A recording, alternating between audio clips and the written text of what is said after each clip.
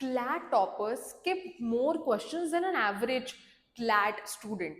ये वीडियो को टाइटल देख के आई एम श्योर एक सेकंड के लिए तो आपको लगा होगा कि यार क्या क्लिक बेट वीडियो है, बट नहीं गाइज, ये बिल्कुल भी क्लिक बेट नहीं है. This is a real video and let me tell you this video can be a big game changer in your exam. ठीक है, तो toppers skip questions and that's exactly why they score more.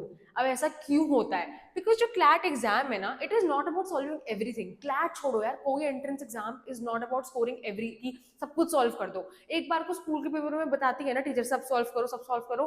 Entrance exams में ऐसा नहीं होता. ठीक है, तो यहाँ पे तुम्हें दो एग्जाम्पल्स दिए. अब मैं एग्जाम्पल यूज करती हूँ आपके 2026 के पेपर का क्लैट के. उसमें क्या आया था? Analytical reasoning.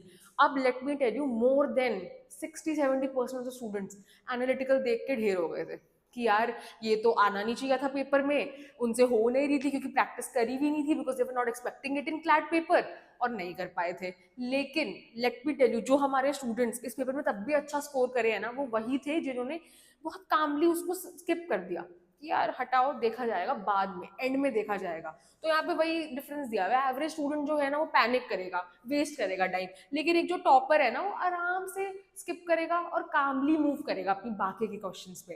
तो अब मैं इसी चीज को थोड़ा डेप्थ में डिस्कस करना चाहती हूँ कि अवॉइड कैसे करें, बिकॉज आई अंडरस्टैंड गाइस कि psychologically your brain doesn't allow you to skip a question. तुम्हारा दिमाग बार बार उसमें जाता है, इसीलिए मैं इस चीज को डिटेल में आज डिस्कस कर रही हूँ.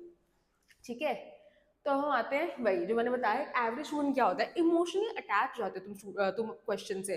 क्यों होना है अटैच? एक क्वेश्चन पेपर है यार, कुछ क्वेश्चन आते हैं कुछ नहीं आते. तुम्हें उसको क्यों अपने से दिल पे लेना है कि यार मुझे क्वेश्चन नहीं आता, मैं तो बहुत फेलियर हूँ, मुझसे ये नहीं हो रहा. नो, नहीं आया क्वेश्चन, नहीं आया यार. इजी डिफिकल्ट दोनों टाइप के क्वेश्चन होंगे ना. You are not God. जो बंदा पेपर बना रहा है उसको सारे क्वेश्चन नहीं आते होते क्लैट के पेपर में, तो तुम्हें क्यों आएंगे? है ना. कुछ अटैच नहीं होना है. एक क्वेश्चन के बारे में नहीं फोर्स करना है कि मैं करके रहूंगी. नो, आगे बढ़ो. नहीं हो रहा, आगे बढ़ो. जो आई एम श्योर आप में से लिटरली 99% लोगों की आदत होगी प्रोक्रेस्टिनेशन की. आजकल हम सबकी हो गई है because of social media and all.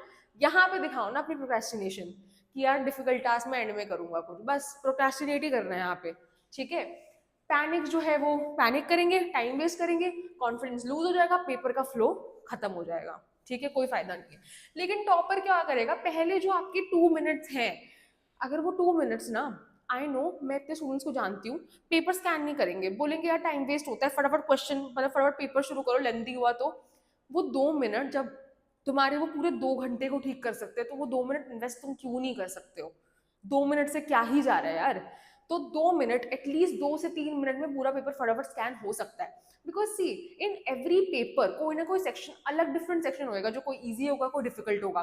वो डिसीजन आपको फर्स्ट 2-3 मिनट्स में बनाना ही बनाना है. अगर आप डिफिकल्ट सेक्शन से स्टार्ट करते हैं, आपको कॉन्फिडेंस लूज हो ही जाएगा. तो scan the paper first, easy वाले क्वेश्चन अटेम्प्ट करो, जो नहीं हो रहा है skip, it is okay, skip करो उसको.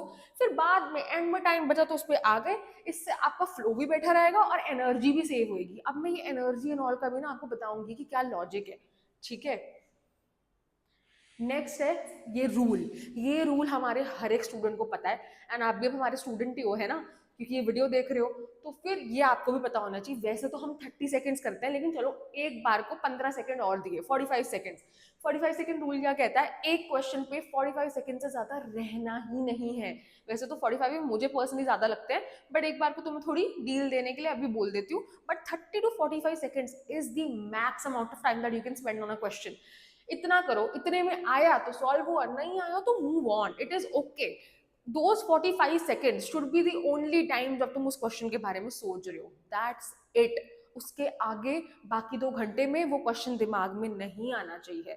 एंड वो 45 सेकेंड ये अपने ब्रेन को तुम्हें ट्रेन करना होगा. अब तुम आजकल मॉक्स दे रहे हो ना, ट्रेन योर सेल्फ. वॉच है, ठीक है, वॉच पहन के जाओ अपनी और देखो 45 सेकेंड जैसे हो खत्म, नेक्स्ट क्वेश्चन. ठीक है, क्योंकि तुम्हारा एक difficult question will ruin the whole paper, whole paper.